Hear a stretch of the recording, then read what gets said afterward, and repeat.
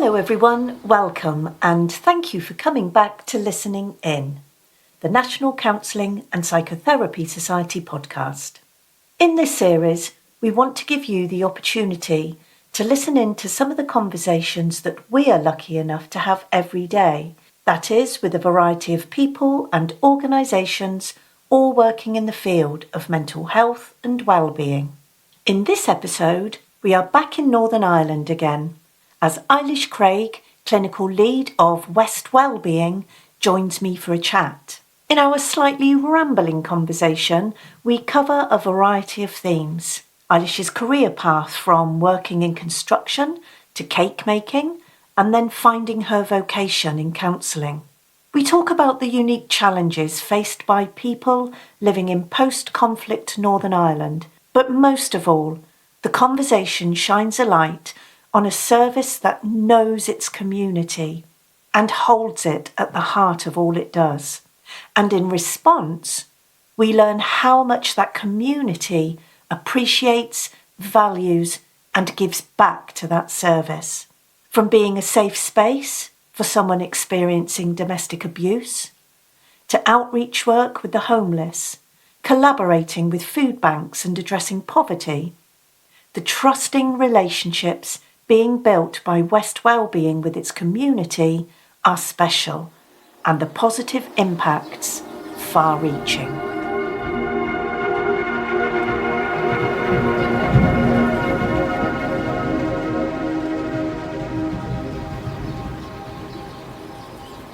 So just briefly then, perhaps, here you are fully fledged, working as a counsellor and supporting, and again, I know we're going to come on to this, like really embedded within your local community and supporting them.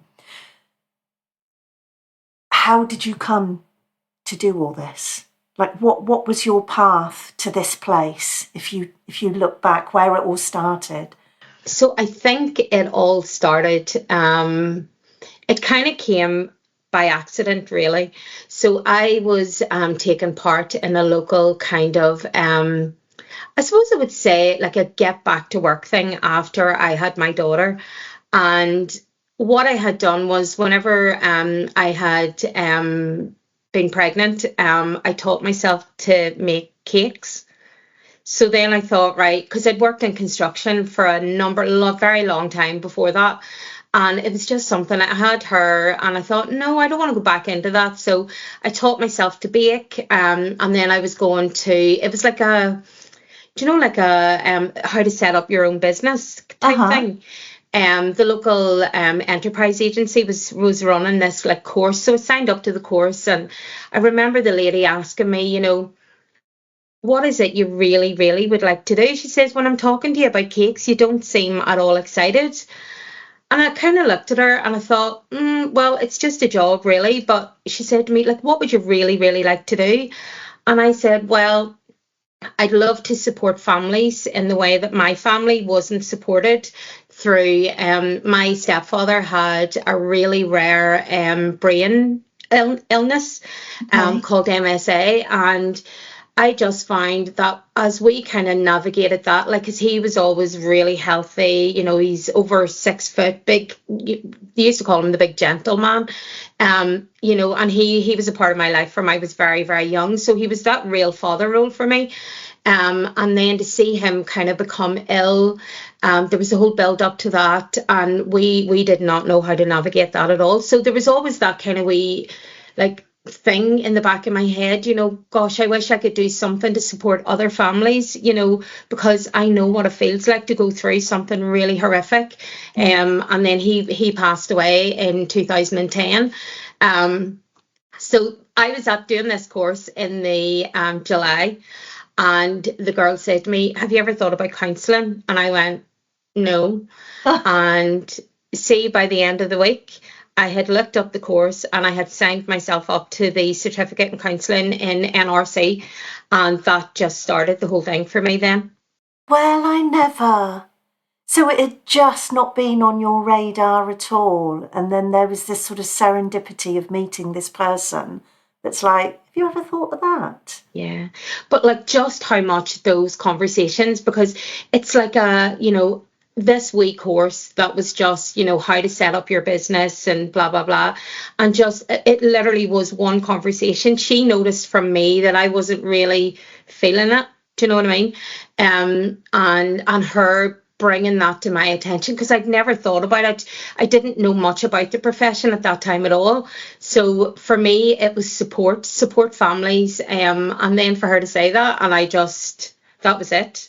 The path, almost like opened, and I literally haven't stopped since. Gosh, I was going to say, so was that did you fall in love with it right from the word go, bearing in mind you had very little knowledge that you were, if any knowledge that you were bringing into it? So I suppose it was a blank slate completely for you. Yeah. Were you hooked from the word go? From the word go, I just soaked up all of the theories. I loved being in like a group setting with other people. I think I'm quite a sociable person anyway. So I just soaked every single part of it in. I loved it. And then it made sense to go from the certificate and on and on and on and work your way through. Yeah, so it's kind of really funny how my journey kind of has kept going, because I mean, in the back of my mind, I always had it in my head, I'm going to work with families, and families that have had this real life-changing event, sickness, illness. And then as it kind of progressed on, and I was like, don't know if that's a wee bit too close to home. So I always had the awareness that maybe this wasn't the right way to go, but there would be other ways in which I could support people. And I always said, I'll never work with children. I thought, I can't work with children. That would be just too much. I would be taking all the children home with me. And then I always said I would never work in suicide, because, gosh, that's too hard. That is so hard. And I went on to do both. I love working with children and young people. And I also like suicide prevention, intervention has been part of what I've done since, it's 12 years now.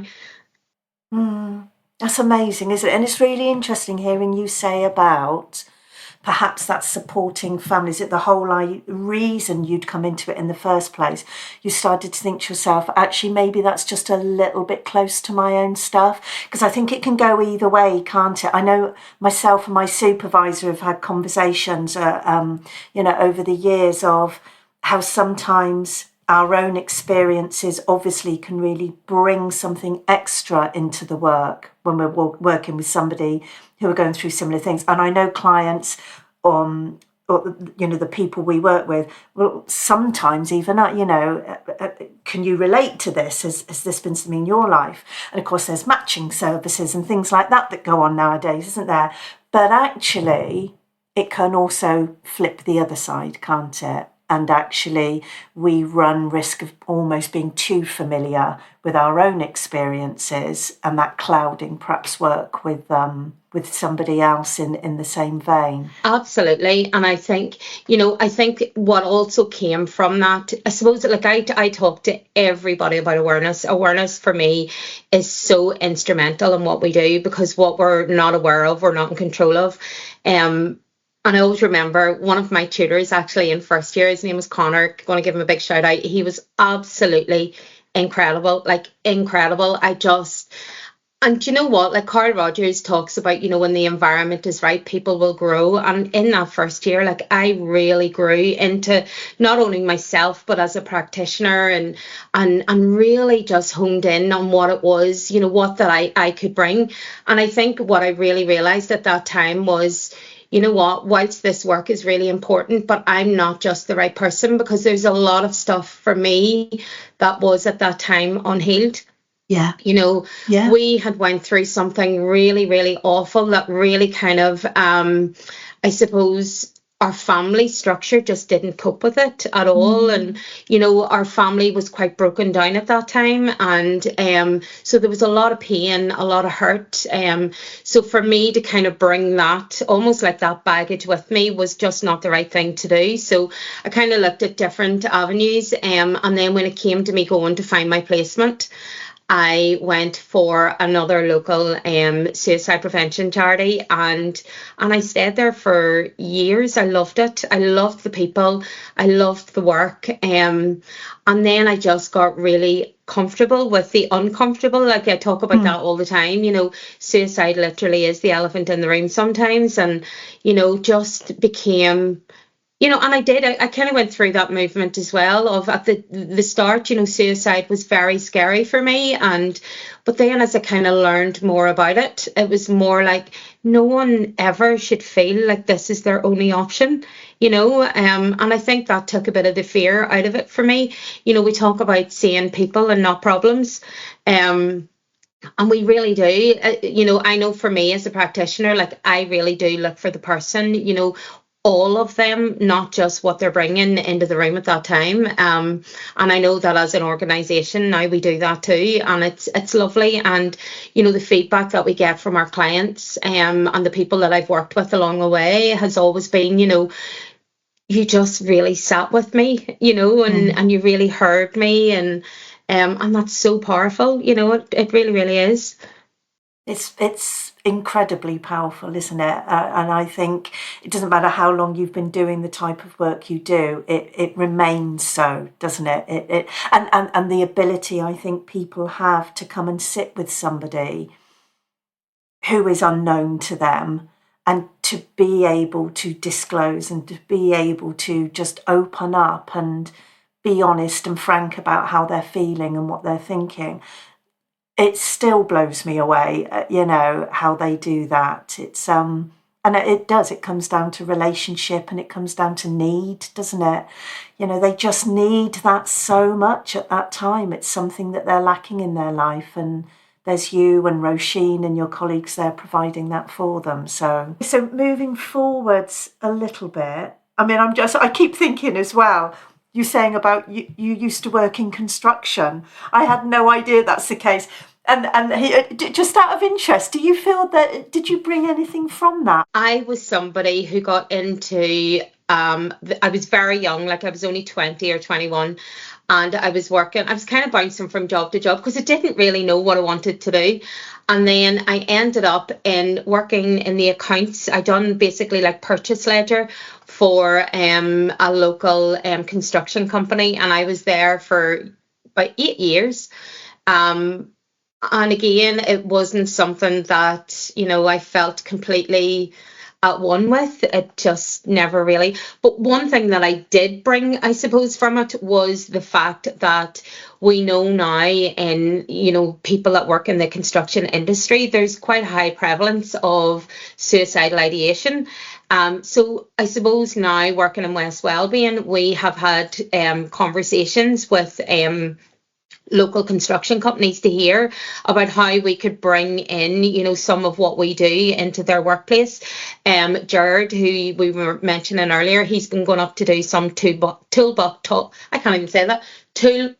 talks, which have been really, really good, and it's opening up the conversation, with men and mental health, and then just how isolating it can be sometimes working on a construction site or within the construction industry. But now I do know that there's, even in the Republic here, there has been some kind of movement now to kind of really like shine a light on it. But yes, it's slowly kind of, gathering pace at the minute. But, we're just hoping that we can bring that to a point where, men are able to come straight in to us, get the help and the support that they need. And also that we're training, the people in the managerial roles on what to look out for when they see people, that may potentially be struggling on their building sites. Yeah. And that's such a brilliant segue into, so we haven't even mentioned yet, really, that you're speaking to me at the moment, quite literally from, but also in the role as in the care team, the clinical team of West Wellbeing, which is based in West Belfast.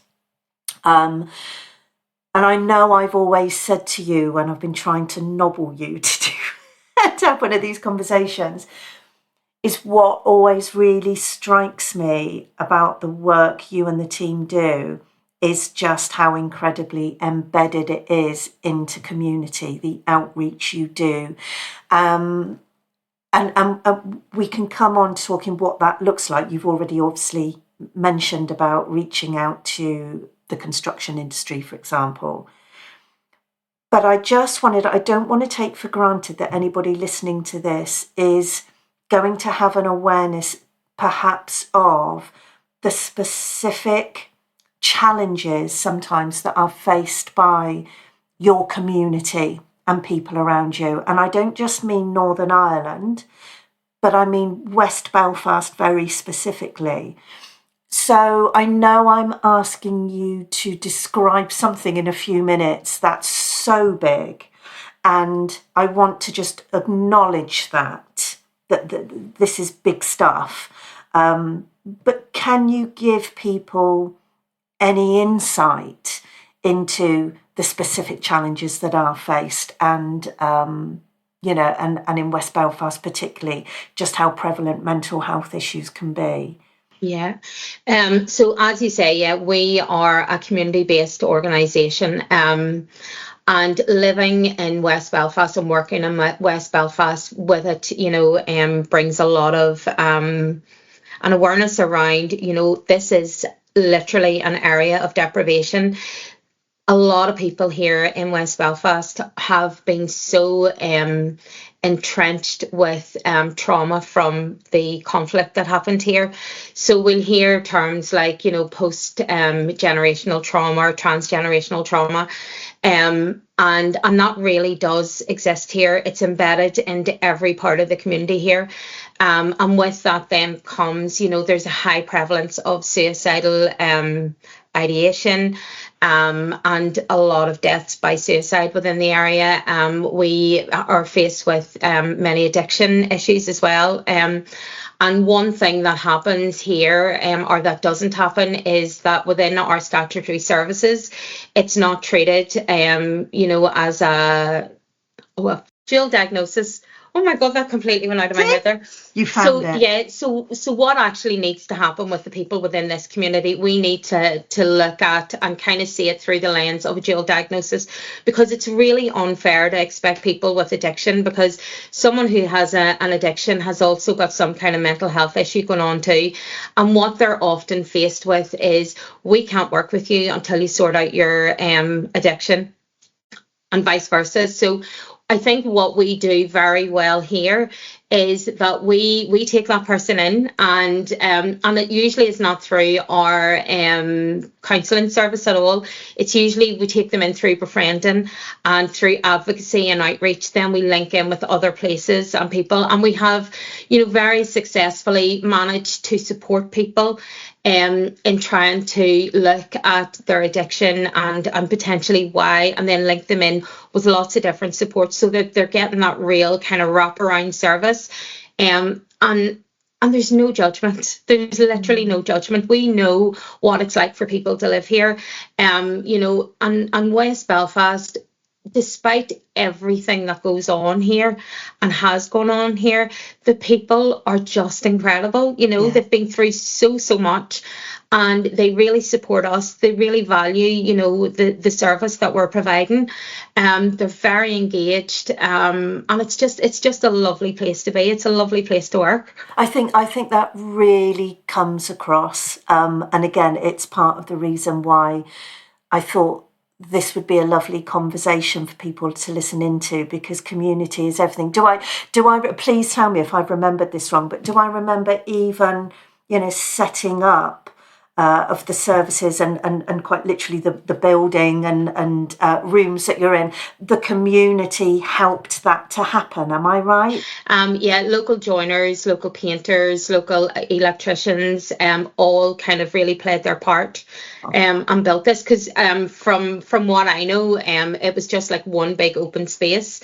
And now we have like a reception area, we have a training room, we have 3 counselling rooms, and then we have a wee cabin out the back, which is used for our art therapy. So yeah, everybody came and did something, played their part, and like West Wellbeing, like this is for the community, and it's very much kind of, you know, their go-to, and we just value everything that they've brought to us, you know, in the same way that they value, you know, the work that we're doing for the community too. So it's we're all very much on a level together. You know, there's no, I don't do hierarchies anyway, but you know, there's no kind of hierarchy type kind of thing here. It's just we are a bunch of human beings, you know, some supporting others, some just there for others, you know, and what we do know is that like people we're hardwired for connection, you know, that's what we need, and we're not afraid to kind of, you know, even like we notice sometimes, you know, people are a bit hesitant to come in, and when we see that, like we'll go out after them, you know,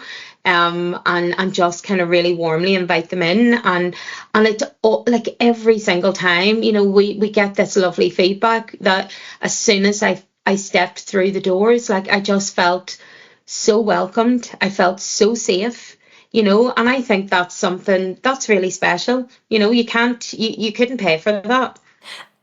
I felt that when I've walked through your doors. I wasn't in a place of vulnerability or anything, but there's something about that space that you guys work within. And I don't know if it is something slightly other because of how it's been created and the goodness and the kindness and the generosity that's gone into it. But it does, it exudes that. You feel it from the moment you walk in the door. I can absolutely vouch for that without a doubt. And there's this, it feels like this real wonderful sort of reciprocal relationship you have with your community. They give, you give back, and it just seems to work in this lovely symbiotic way. I can only talk, and that's talking as somebody, you know, again, as a stranger that's just come in a couple of times to see you all, and you feel it. You really do feel it.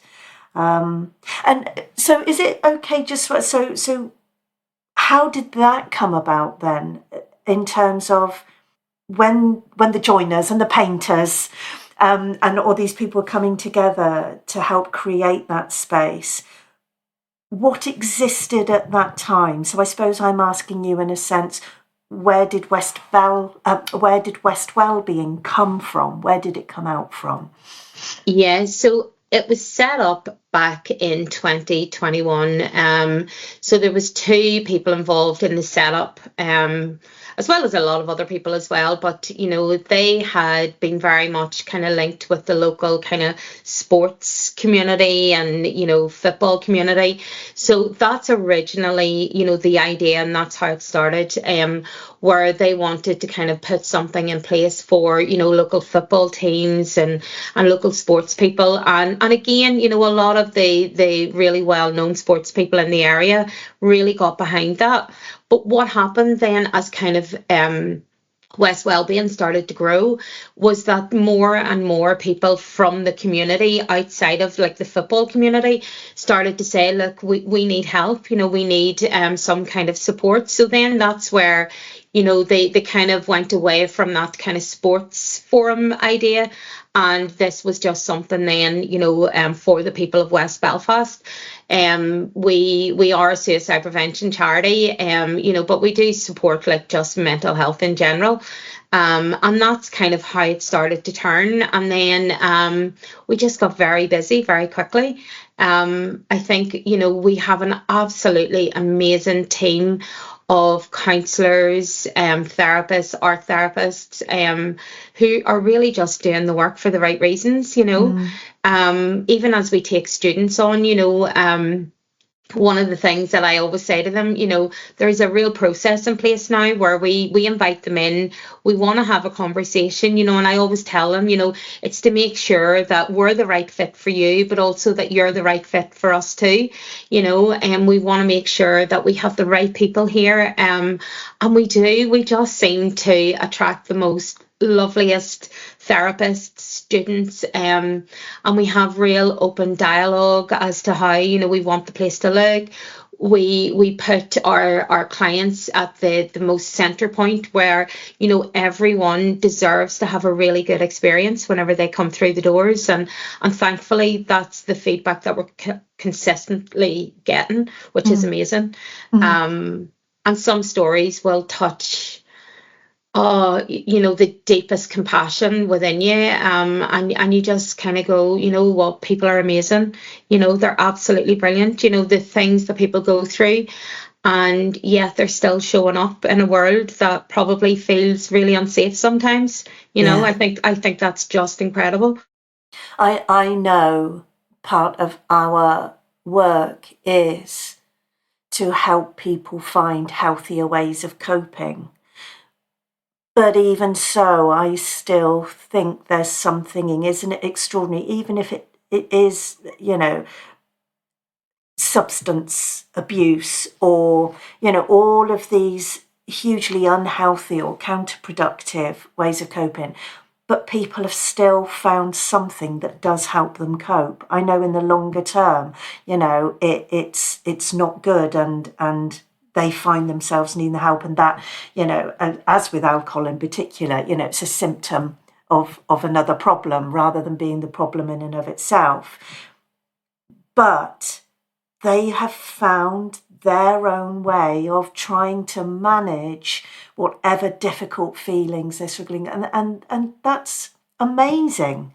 Even if it doesn't work, even if it isn't the healthiest way, even if it isn't the best way and ends up being really destructive, it's still something that they have been able to find for themselves. I don't know if that's making any sense. It might sound a little bit out there, but I think I'm just sort of saying that it is testament to human beings, and actually resilience in its own slightly weird way sometimes, that enables somebody to actually just still be here. Yeah. Absolutely. And I think, you know, and this is where people kind of start to see, sometimes when they come in here, they think they're at complete rock bottom. And for them, you know, it feels that way. But whenever we start to kind of show them, you know, just how incredible they are, all of those resources, internal resources they have. Absolutely. You know, and one of the things I just wanted to share a wee example, and I'm allowed to share this. The client has given me permission to share this, but you know, going through active addiction. And it took a bit of time to get them here. But because they had been let down by so many people in the past, and, you know, and it was about having a very, very honest conversation to say, you know, look, we are sorry that that's happened in your past, but, you know, I can tell you that we are doing this for the right reasons, and, you know, we will try our best to support you in whatever we can do.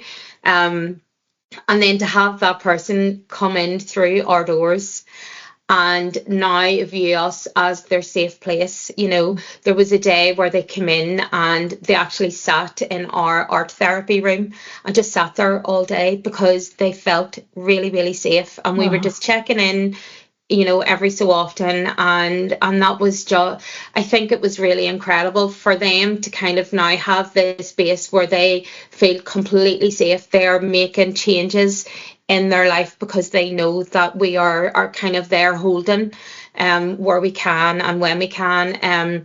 We're all about empowerment, so we don't like to disempower people, but if they come in here and that's what they need to do is go and sit out in the art therapy room for an hour, that's what will happen. And now it's led to that person. They've been clean for a while now, and making, you know, changes within their life that are just incredible, you know. And it was really lovely to see them walking in one day just to give us a wee bit of an update, and it was like, wow, just look at you, you know. And that's, you know, the thing that they are doing. Like, it took for them to come in here, but, you know, all of those changes they're making themselves and they're doing the work. And it's just incredible to see. And that's just one wee tiny story out of probably, you know, 100 more, you know. I just really value our profession in general, and like we're very, very, very. I know I've said this to you multiple times, but we're very proud members of NCPS. And one of the things, I was actually going through some of your paperwork there recently, and it said like at the heart of the NCPS are our members. And like at the heart of West Wellbeing is our clients, and that's just really, really powerful. When people feel supported and feel that they can, tease out whatever it is that's going on, for us organisationally, for clients, whatever's going on in their life, when they feel like they have that base that they can always rely on, it makes really brilliant things happen, progress happens. You said earlier, didn't you? You talked about Carl Rogers and talking about how important an environment is, how somebody needs to feel safe. And that's just such a lovely little picture that you painted of that person coming and sitting in your art therapy room. They didn't want anything. They clearly weren't necessarily speaking to anybody. They were just spending time. I've got the privilege of having been in your art therapy room myself, and just to let people listening know, it's a small space, it's a small, colourful, but the word I want to use is containing. It feels a very containing space, and I really understand how somebody might want to just go and just sit there and know that's okay. And in essence, whether one of you or your team is present with them or not, I really understand that they may have a sense of being really held there, even if they're not in the presence of another person. And again, all of these things that I think our profession offers in whatever context, whether that's a practitioner in private practice or whether that's working for an organisation like West Wellbeing, there are all these little things perhaps that we do that we may not even realise are contributing to what this person needs. And yet, it like you say, it can be so powerful, can't it? It really can. I just want to ask as well about that, because you talked about how that person in particular wasn't easy to reach necessarily initially.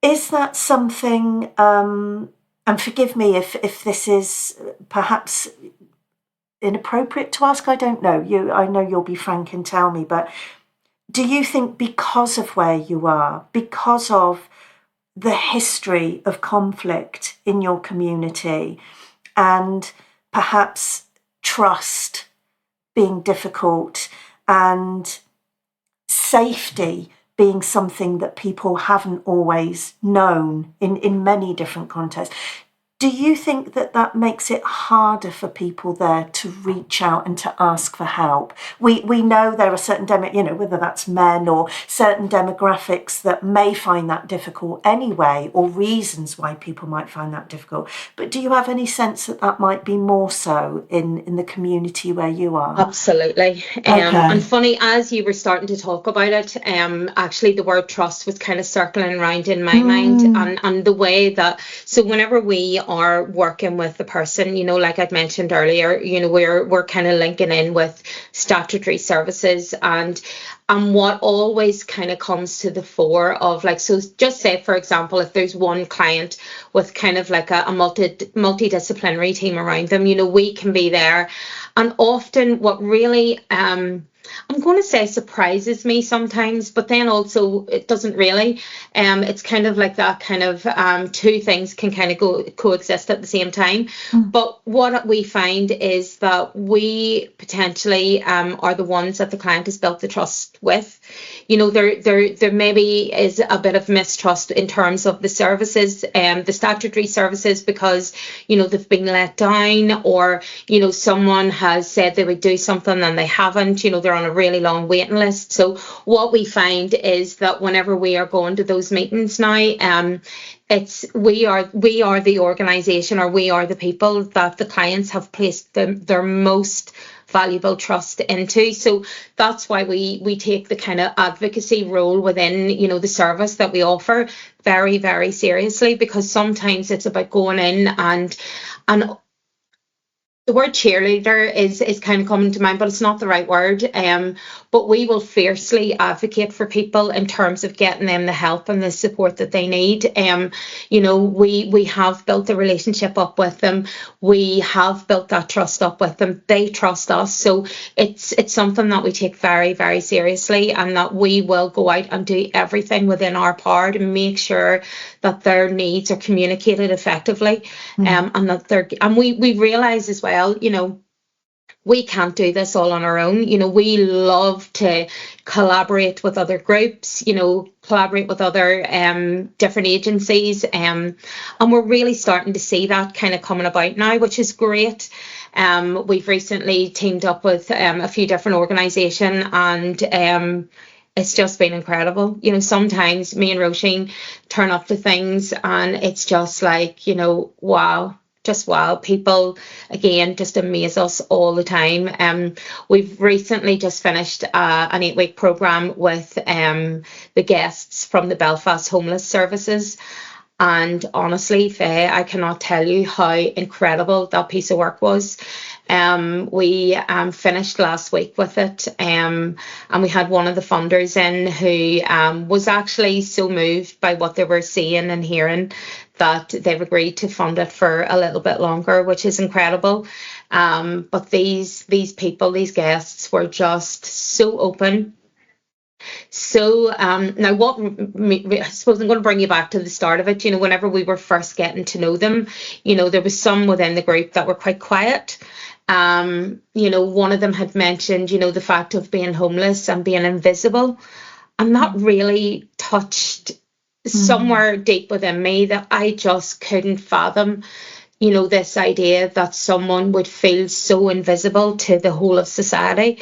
And then, and we really worked around that, and listening to their stories, and we share, parts of ourselves as well. And then by week 3, there was one of the young people in the group, and he found his voice, and we heard him, and he hasn't stopped talking. Oh. He has just grown so much, and things are really, really changing in his life right now, and it's just incredible to see. And it's like, it's a win for him, but it's a win for us all, because we're all like so cheering him on, and we just want to see the best happen for this person. And yeah, it just makes the job, which sometimes can be really tricky. It can be really hard, but when we see these kind of things happening, it makes it all so worthwhile. Because, we do hear some very, very traumatic and really hard stories. So this is why, and we're also a group that kind of practices what we preach, in terms of, and we kind of really embed that in with our students as well. There's no point in us kind of starting to recommend, self-care. Don't let it just be that buzz term. We have to practice what we preach, And I'm always, anytime we are out delivering training or anything, it's kind of having that awareness that, other people are looking to you. You might not be aware of it, but we're always being a role model for others, and when people see you, practicing some kind of self-care or doing something to kind of replenish, because, we have to, it's vital within this profession.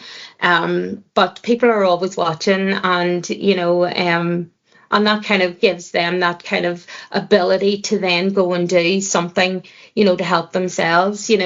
I always call out mistakes. I'm like, own your mistakes. Mistakes are brilliant. Mistakes are great. This is how we learn.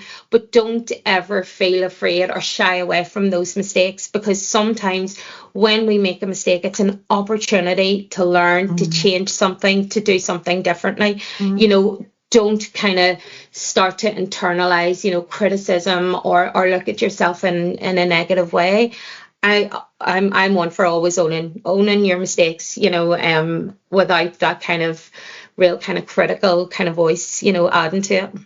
And that self-care, I think, as well, comes in terms of what we model with boundaries as well, doesn't it? I think boundaries are one of the greatest forms of self-care that that you can exhibit, and whether that's for ourselves as practitioners or those people we work with looking at us and hearing us saying no, or not now, or I can't do that, is really, really important, isn't it? And they then are able perhaps to take some of that on, because it can be one of the most difficult things, can't it, to say no? So for many people, it is. Boundaries are absolutely vital. And actually, whenever we were starting, because the training and education side has kind of really grown since Roshan and I took over the roles, because partly that's what our background has always been. Whilst we are practicing, as counsellors, Roshan's a CBT therapist, but the other side of the work we do, is facilitation, it's training, it's education. And funny, across all age groups, actually, boundaries has been the foundation of where we've started, and actually one of the groups that we were working with recently, we seen them kind of, taking the knowledge that they learned around boundaries, and he was putting it in place in real time, when we were observing that. And it was just so lovely to see, Brilliant. And helping them realise that, what, boundaries doesn't need to be like this really negative conversation. It can be something really, you're just asserting yourself. It's not a bad thing, Absolutely. and this person was quite firm with their boundaries, because this person was really trying to step over them, and it was just amazing to see, and everybody in the group learned from it. So that was really lovely. And yeah, it's something that we teach across, like I say, across all of the ages, and everybody in each of the age groups has taken something away in terms of, the importance of setting boundaries. I suppose throughout the course of our slightly rambling conversation, you've alluded to different aspects of the work you do. So you've mentioned befriending, advocacy, you've mentioned training, you've mentioned addiction. So I just want to sort of hone in on that a little bit and just ask you, so obviously you are speaking to me as a counsellor, and we know there's counselling provision that you provide at West Wellbeing. But I also know, one thing you haven't mentioned today is domestic abuse, that's become part of your work recently. So is it possible, because there are so many things you do, to sort of, again, help people understand? And again, for me, it always makes me think of the community around you and outreach within the community. But yeah, some of these different, so it's a very long rambling question actually, isn't it? Just, yeah, what other services you provide, or any particular groups of people that you are starting to work with more, perhaps? Yeah, so recently, actually, I'm going to go to the domestic violence one, just to kind of, whilst it's kind of fresh in my mind. But basically, I think about a month and a half ago, West Wellbeing, myself, Roisin, and a couple of our counsellors done training with a local organisation called ONUS. And that basically means that whenever we did that training, it was all around registering West Wellbeing as now a safe place, so that anyone who was experiencing any kind of domestic abuse could come into us. We have a wee logo that we have on our door, and it just means that we are okay to have this conversation, and we will then signpost to the right support and help.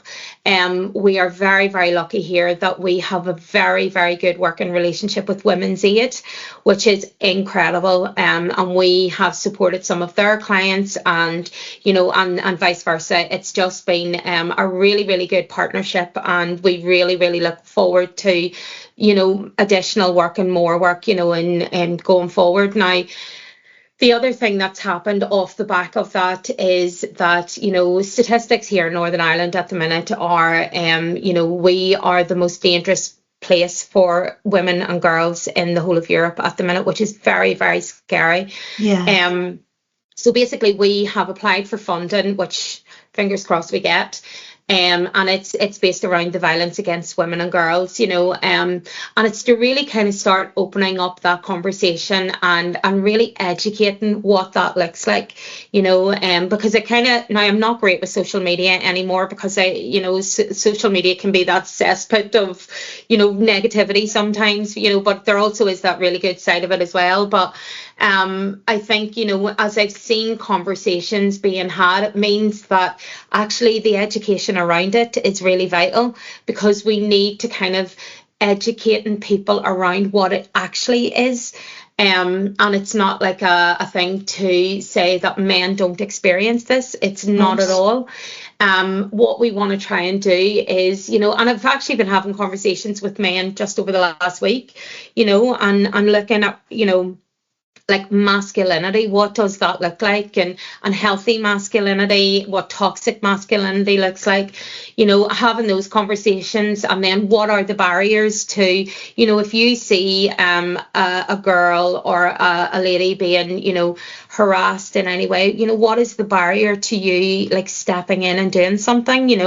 We're talking about that bystander effect, and what is the barriers, because I think that's the conversation that needs to happen. What are the barriers to that happening? And some of the guys that I've spoken to this week, it's like, and giving me real life examples. Well, anytime that I've tried to like step in before, it's meant that I've been hit or I've been assaulted, so I think really educating people around that and looking at the different ways that they can become allies of women and girls, as opposed to, this is a them and us type thing, because that's not what the whole thing is about at all. So that's one part of what we do hope to be bringing out in the coming months. We will be teaming up with other local organisations, like Glow NI is one that we are really looking forward to working with, along with Women's Aid and different organisations like that. We do offer addiction support here, and we do run a group on a Friday, which is very well attended, and it's, the people are consistently showing up for that. They're really getting the benefit from that. Also, again, I'm going to chat to you a wee bit about our befriending advocacy and outreach, because that's really taken off at the minute, because living in West Belfast, and I don't think I did mention that earlier, well, I did, it's an area of deprivation, but what we're finding is that people are living below the poverty line, so our outreach now can look like teaming up with the local food stock in order to get people food, just the basic items, We've had people ring up, and there's been so much kind of shame attached to it, like, I literally don't have anything to put on my table for my kids tonight, and when you hear that and just how hard things are for people, so that's another strand of our service that's really grown. And we team up with Food Stock, who have been absolutely incredible and helping us get those kind of food parcels to those that need it most. It's a very another kind of thing that we've really seen coming through our doors is like what we call the working poor, and it's a really stigmatizing language, I know that, but people who are literally out working and they cannot afford to live, and then supporting them in whatever way we can. And sometimes there's a lot of barriers to getting access to help and support, and that can at times be very frustrating, but we play our part and we do the best that we can within that. So the advocacy outreach is very much prominent in a lot of what we're doing right now.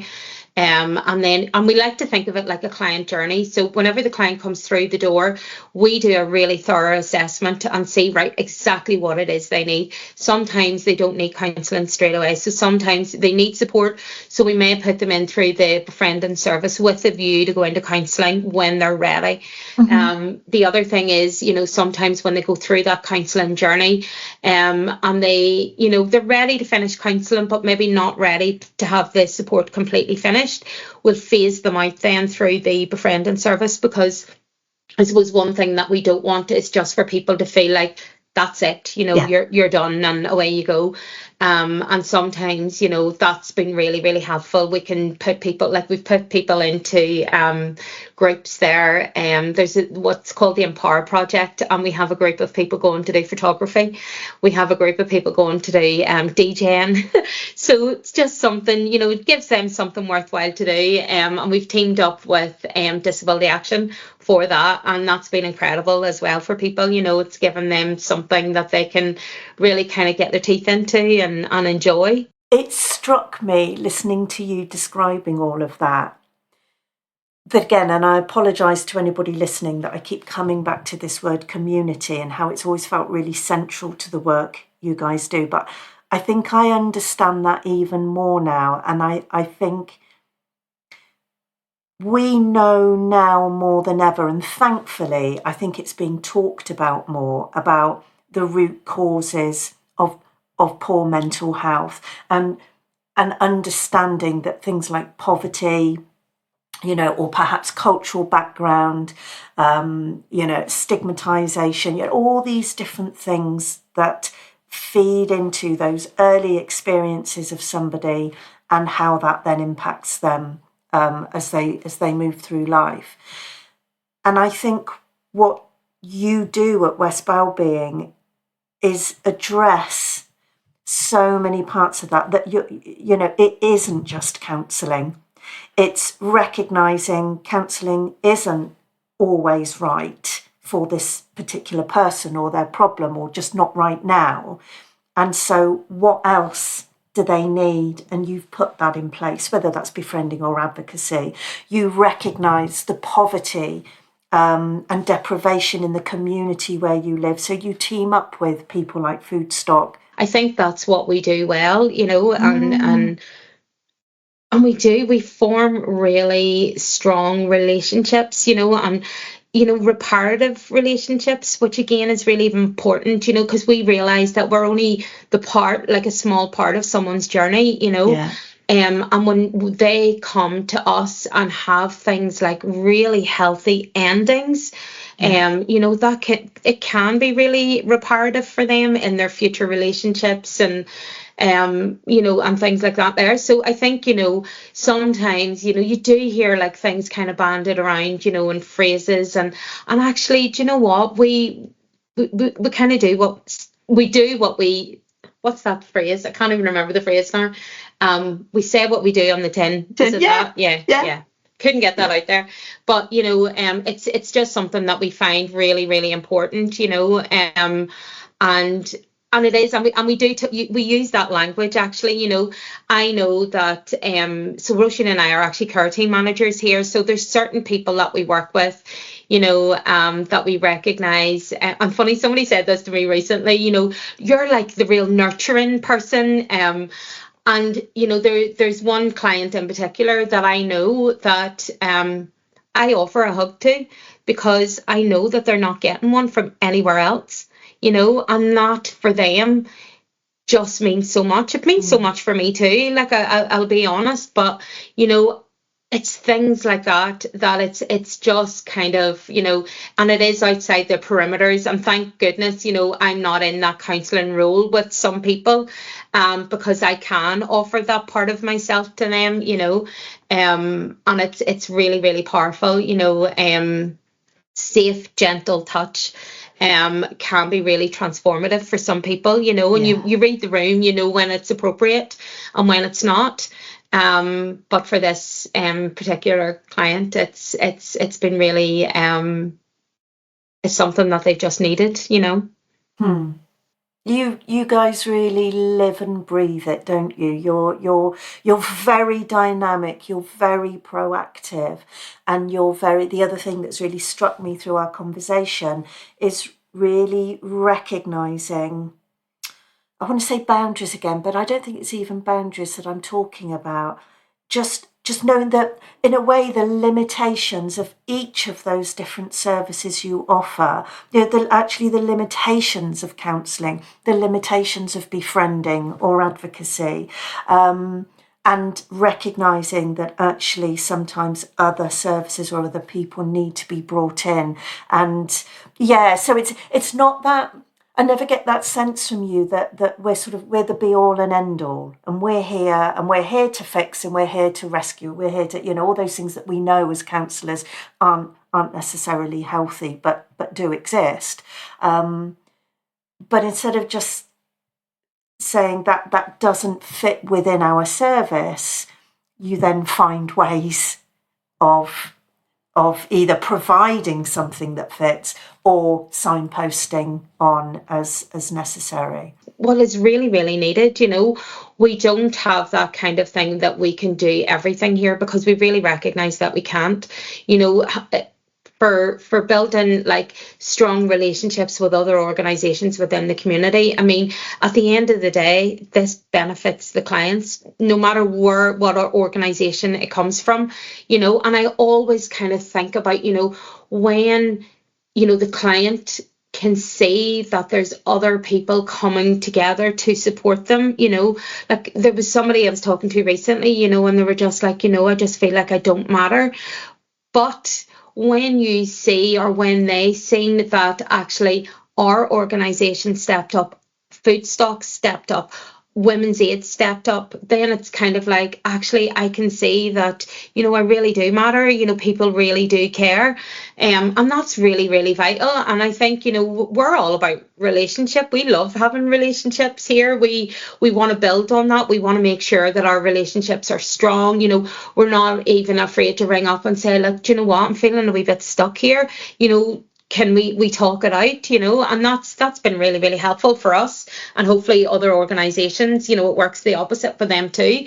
But we definitely recognise that we can't do it all, and we certainly will not, make any kind of promises to clients that we can't fulfil or that we can't meet, because we know that can be really, really detrimental to their mental health the very second that somebody feels let down. And I'm going to quote, like I always hear Roisin saying as well, when we're having, conversations, when the client just first comes in, and as that kind of conversation progresses, we always use the language of, we want to manage your expectations here, because I think that's very, very, very, very important.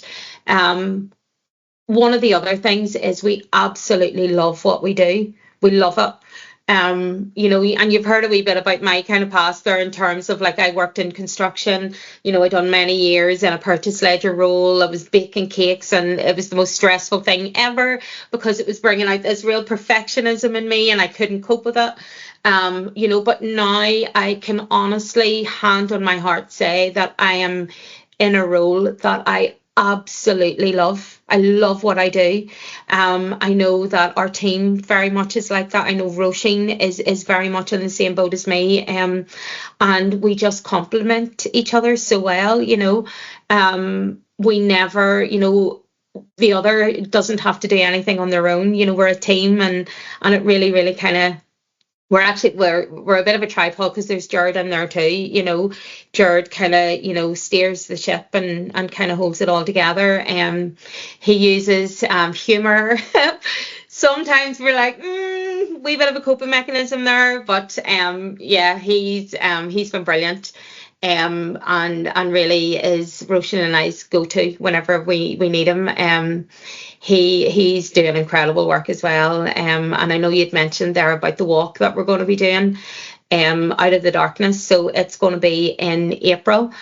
Jared and his team have been working really, really hard behind the scenes to get that kind of up and running. So basically the money that is raised from that walk, I think the walk is the 6th or 7th of April. It's the Sunday, whatever the Sunday is. But that walk will take place in the early hours of the morning. So the whole idea, the premise behind it, is that you're walking out of the darkness into daylight, and that's a very, very powerful thing. People really feel that. And again, our community here in West Belfast, there's been a lot of people bereaved by suicide. There's recent statistics out there that say there's, for every suicide, 135 people are directly impacted by that. And And we hear it all here, you know, and the walk, the kind of idea behind the walk is not only to raise funds for both our charities, but also to give people a space to come and really remember their loved one, you know, because, you know, as we go out and do our suicide prevention training and intervention training, you know, we always talk about, now statistics are important, but statistics are people. These are people's family members, and we really we talk about them in a way, you know, that recognizing, you know, that their life really did matter, you know, and for families to come and share their memories and the legacy that that person has left behind, you know, it's again another really, really powerful thing. It really brings people together, and, you know, people really do come as one and, you know, share their experience, remember their loved one, and it gives them a real purpose. They know why they're doing what they're doing.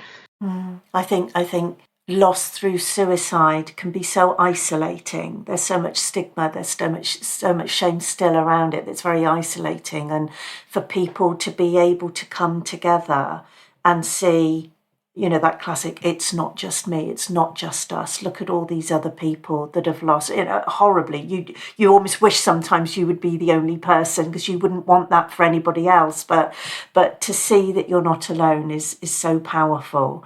And I was just coming back. We couldn't finish the conversation without mentioning Gerard. I mean, he is a unique individual in his own right, and I don't think I will ever quite forget the first time I met him. And he just works so solidly. I want to say behind the scenes. It isn't behind the scenes, but I suppose I see that in terms of, because it's not in that clinical role so much and the support role. But he literally, as you says, not only steers the ship, but he keeps that ship afloat, doesn't he, for you all?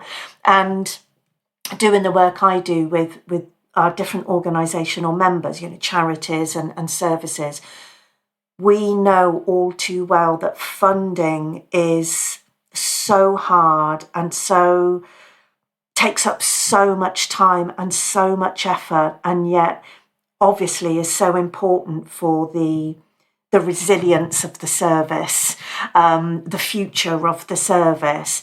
And I know Gerard is there constantly ensuring that you guys are secure as can be, and therefore the people that you support feel secure in that support with you.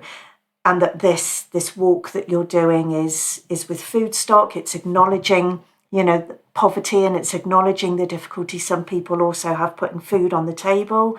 And you're combining together and doing this powerful event that hopefully, like you say, not only will bring some funds in, but will create awareness of the work you do and the issues you work with.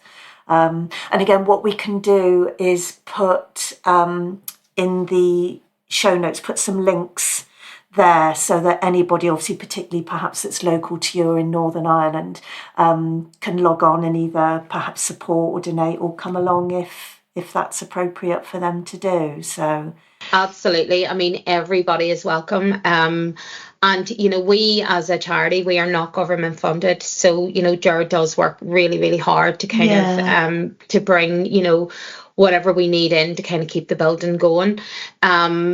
The other thing about the walk is that all of the money raised will stay in West Belfast, which again is something that's really, really powerful as well. You know, it will be used directly to help those in need in the area. You know, and I want to give a wee shout out to yourself and NCPS, you know, whenever you had the conference, would you believe that's a year ago? I know. My goodness. But, you know, being able to kind of come and be alongside colleagues from, you know, not only just the local area, but across Northern Ireland, you know, it really strengthens, you know, those relationships as well. But, you know, Siobhan O'Neill, who is our mental health champion, you know, was in attendance, and it gave an opportunity for me to then, you know, speak about West Wellbeing and our services, and through, you know, NCPS, you know, Siobhan came out and and had a meeting with us, wanted to hear more about the service that we offer, and was really, really brilliant and very, I think she left knowing a lot more about the service, but was very impressed on what we do here. And that was absolutely fantastic. And that wouldn't have come about had we not been NCPS organisational members. So we are so, so grateful to you guys. Always there to support us in whatever way we need, and I think that is something that we always tell people about. It's really lovely to have the support. Thank you for the opportunity to kind of talk about West Wellbeing and what we're doing. No, you deserve to be shouted about, you really do. Oh, thank you so much.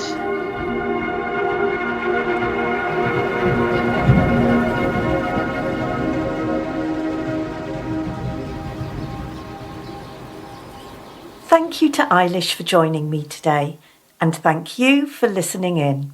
If you would like to know more about the work of West Wellbeing, or if you're interested in the Out of the Darkness, A Walk of Hope event, which is happening in the early hours of Sunday the 6th of April, then the links you'll need are all provided in the show notes below. This podcast is brought to you by the National Counselling and Psychotherapy Society, a professional home for counsellors, psychotherapists, and over 120 wellbeing organisations across the UK. Autonomy, diversity, creativity and community are at the heart of what we do. We're creating a positive space for conversations with people who share common beliefs and goals, because together our voice is louder. If you would like to know more about the NCPS, please visit www.ncps.com for more information. And please remember to follow and subscribe to this podcast so you're always part of the conversation.